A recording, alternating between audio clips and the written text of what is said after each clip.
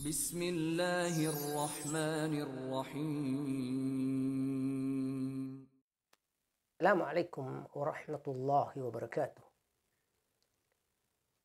Alhamdulillahi alladzi kataba as-siyama 'ala alladhina amanu kama kutiba 'ala alladhina min qablihim.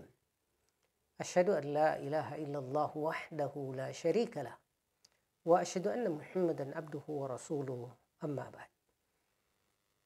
Jamaah yang dirahmati Allah Subhanahu wa taala. Tidak terasa Ramadan tahun ini tinggal kita tunggu detik-detik kedatangannya. Dan setiap awal bulan senantiasa kita kaum muslimin dianjurkan untuk berdoa. Selain doa pagi petang, juga doa-doa habis sholat. Dan nanti pas ketika momentum kedatangan benar-benar Ramadan ini sudah nyata, maka dianjurkan bagi kita semua untuk membaca doa ketika mendengar informasi dari sidang itsbat bahwasanya Ramadan awalnya jelas dipastikan. Maka doanya adalah seperti kita lihat di layar ini, Allahumma ahillahu alaina bil amni wal iman wassalamati wal islam wat taufiqi lima yuhibbu rabbuna wa yarda rabbuna wa rabbukallah. Yang mana artinya adalah Allahu Akbar, sungguh Allah maha besar. Allahumma ya Allah ahillahu alaina, munculkanlah hilal ini bagi kami bil amni, dengan membawa keamanan, wal iman, juga sekaligus keimanan. Ini menunjukkan betapa Islam menggabungkan antara dunia dan akhirat. Karena menunjukkan bahwa ahillahu alaina bil amni, munculkanlah hilal ini dengan membawa rasa aman, wal iman, sekaligus keimanan. Karena aman tanpa iman justru istidraj, sementara iman tanpa keamanan itu berarti perjuangan, berarti jihad. Wassalamati wal islam, ada keselamatan sekaligus keislaman. Wat taufiqi lima yuhibbu rabbuna wa yarda, dan mendapatkan taufik agar senantiasa mengamalkan amalan-amalan yang dicintai oleh Allah wa yarda, dan kemudian diridhoi olehnya. Rabbuna wa rabbukallah, sungguh Rabb kita, Tuhan kita, sesembahan kita, wahai sang hilal, adalah Allah Subhanahu wa ta'ala. Pemirsa yang dirahmati Allah Subhanahu wa ta'ala. Lalu apa urgensi kita bersuka cita dan menyambut Ramadan dengan hati yang begitu penuh kerinduan? Di antaranya pertama adalah bahwa itu adalah wujud kita mengagungkan syiar agama Allah Subhanahu wa ta'ala, yaitu Islam. Bahwasanya kita sebagai muslim mengimpikan datangnya Ramadan, itu artinya adalah kerinduan kita terkait kerinduan terhadap ajaran-ajaran syiar-syiar, simbol-simbol yang memang sudah diatur oleh Allah Subhanahu wa ta'ala. Oleh karena itu siapapun yang merasakan kerinduan akan datangnya Ramadan, bahkan dari sejak bulan Rajab, bulan Sya'ban, senantiasa kerinduannya itu berasa dengan menyiapkan diri dengan berbagai amalan, berbagai ilmu, keyakinan, maka itu menunjukkan di sana ada pengagungan terhadap simbol-simbol dan ajaran utama Islam. Dan ini ditegaskan oleh Allah Subhanahu wa ta'ala di surah Al-Hajj, dzalika, bahwa itulah wa may yu'azzim sya'airallah, sungguh siapapun mengagungkan, menghormati ajaran-ajaran syiar maupun simbol-simbol keislaman, fa innaha min taqwal qulub, maka sungguh itu menjadi bukti bahwa hati orang tersebut penuh dan terisi oleh ketakwaan kepada Allah Subhanahu wa ta'ala. Dan ini patut kita syukuri, karena masalah hati adalah sesuatu yang di luar kendali kita.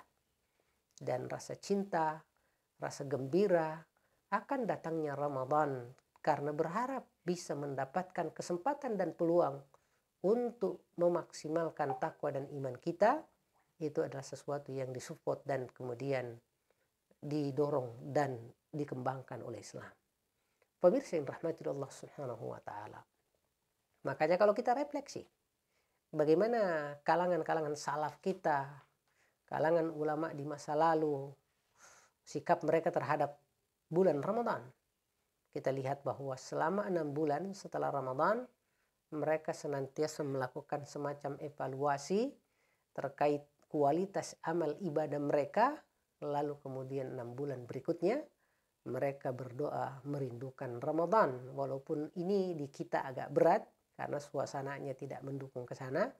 Paling 2 bulan atau 2 bulan sebelum Ramadan di bulan Rajab dan Sya'ban, kita senantiasa menunjukkan kerinduan itu dengan membaca doa Allahumma barik lana fi Rajab wa Sya'ban wa balighna Ramadan.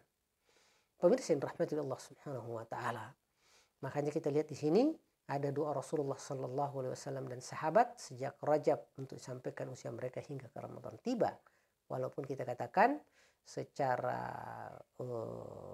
doa secara umum tidak ada masalah, tetapi kualitas hadis itu sendiri tidak boleh kita yakini sepenuhnya berasal dari Rasulullah sallallahu alaihi wasallam walaupun maknanya benar. Pemirsa yang rahmati Allah Subhanahu wa taala.